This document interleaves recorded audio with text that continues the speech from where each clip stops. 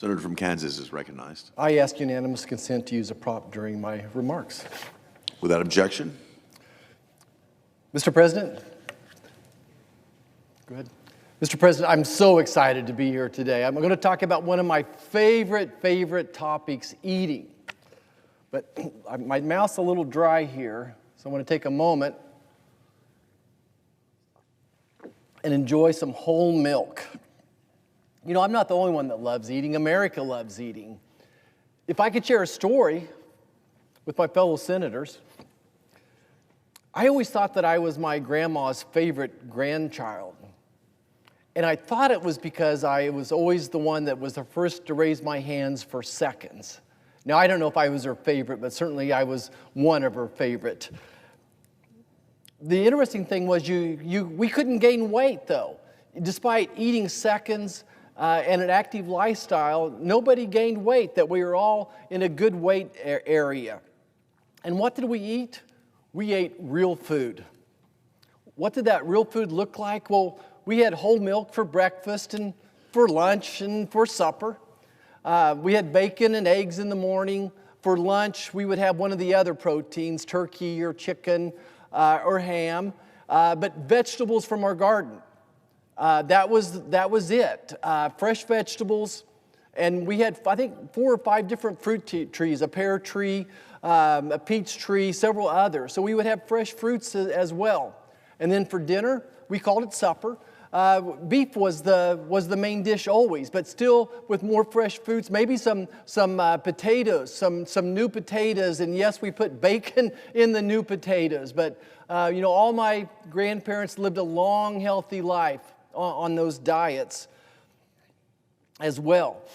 You know, and on a Saturday night, I don't want to forget, once or twice a month on a Saturday night, we'd finish work early at 7 or 8 p.m., and we'd make homemade ice cream with that cream that we had from our own dairy herd.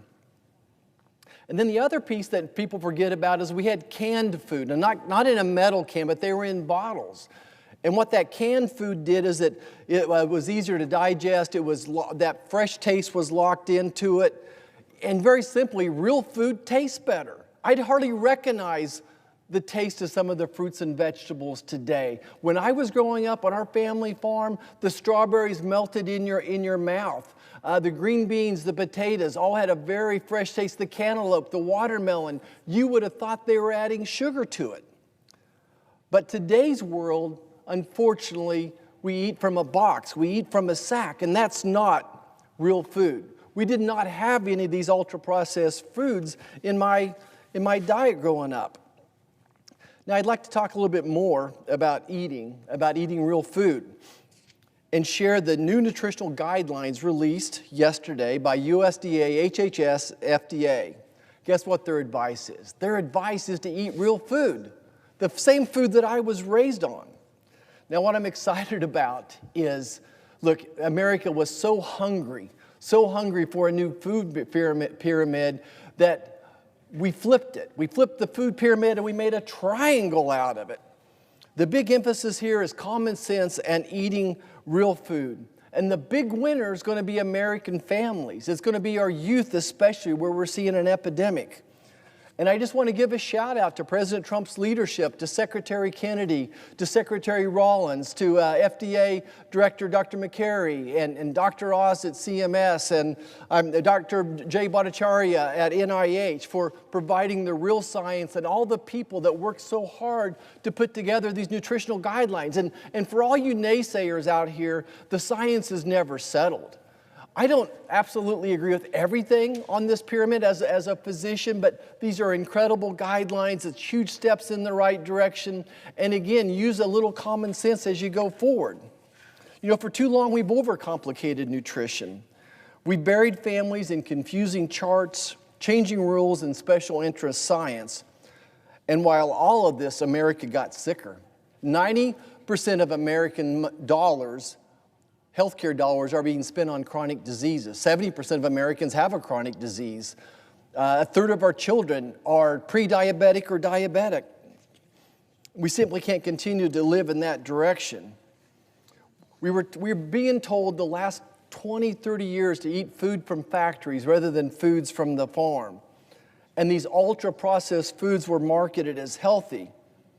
While the advice people followed in good faith, they got sicker rather than healthier. Real food is food you recognize when you see it. Most of the time, it's not coming from a box. It's not in a bag. Sometimes it's in a can, sometimes it's not. You have to be careful. You have to look at the can. Did they add sugar to it? Did they add salt to it? Then I would probably turn away from it. It's fresh or frozen. Real food, healthy food, is fresh or frozen. And I'm so glad that the SNAP program is now going to require all their grocery stores to double the amount of opportunities of choices that you're going to have from this real food selection. Real food is protein. It's whole grains and it's healthy fats. The previous pyramid probably required almost 50% of your calories and carbohydrates. We know that was probably a big mistake. Instead, we're going to push more proteins. As I think about what this new diet, people say, well, what's the new guidelines talking about? It's that same diet that I was raised on back on our farm.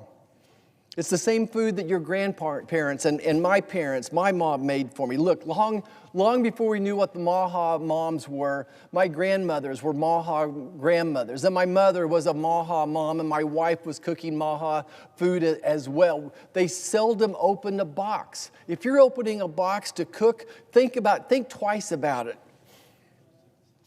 You know, another good option, as we discuss what the new guidelines are, is putting water back where it belongs. I would argue water, whole milk, those are your 1, 2, and drink alternatives, and it's certainly not sugary sodas. So we all should be drinking more water, and then if you want to do something besides water, I would suggest whole milk. A big point about whole milk to me is it satisfies one's appetite longer. You drink a sugary soda and you're hungry again in 10 minutes. Your sugar's bouncing up and down, but milk has protein in it, and it's going to satisfy your hunger for longer. Not to mention that it's full of protein, vitamins, and minerals. Well, let's take a look at this this graph, our Eat Real Food graph, the new dietary guidelines. And I think it's interesting. Look, the foods down here aren't necessarily bad, but you should maybe eat less of them and more of these. So as you go up the triangle, these are the more healthy foods. Again, this is real simple. That down on the bottom of this, it looks like we got whole grains. We have some oatmeal and whole grain wheat from Kansas to make bread. And then I believe this is rice and beans and nuts and bananas, more nuts, seafood, butter. You know, butter is another one of those full-fat foods derived from whole milk. And then we got a bunch of fruit. We got more seafood, yogurt, another milk product as well. And of course, your vegetables grown in the garden. To emphasize, here's some frozen vegetables. Frozen vegetables are cheaper, but really close to nutritional value to fresh out of the garden. It looks like chicken and turkey probably made the guidelines up here as a protein source. The cheeses. Cheese is a great healthy source of food for you. Of course, the American hamburger. Americans can't get along without hamburger. But this is my favorite one. This is absolutely my favorite one. I'm going to call this a T-bone steak. Now, most of you know a T-bone steak not only does it have a bone in it, but it has, on one side, of course, is a KC strip. That's a Kansas City strip. Some people mistakenly call it a New York strip, but this is actually a KC strip as well. And then on this side, a little bit more of a more flavorless type of meat. But I like this KC strip here. So again, the whole concept is what? It's to eat some of these, but more of these and a lot of these. Basically substituting more protein for less carbohydrates. Now, you know what? We spend a lot of time here on the floor talking about healthcare reform. But this is the biggest day in healthcare reform we're going to see in America. We're spending $5 trillion a year. My friends across the aisle are quick to point out that America is getting sicker, that we're spending more and more money on health care. And yes, we have all sorts of new toys and new treatments available and new drugs out there, but if you want me to impact the true cost of health care, whether you're getting your insurance through your workplace, whether you're on Obamacare, or if you're on Medicaid or Medicare, if you want me to save the federal government's budget, we need to fix the cost of health care.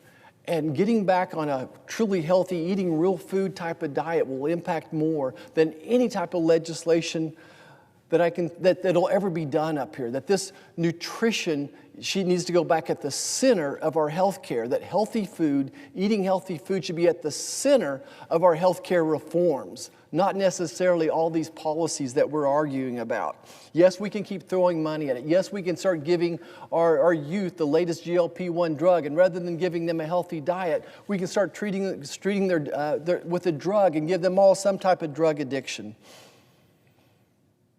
Look, this new nutritional guidelines, it's a win for our youth especially. I'm excited to see what we're going to do in the SNAP programs as well. And when we get food in our senior centers, I think there's more healthy choices out there. We have to figure out ways to make it affordable, and I think there's some things that the federal government can do to help make these types of nutrients more affordable as well. Just can't emphasize enough that the best medicine in the world is a healthy diet.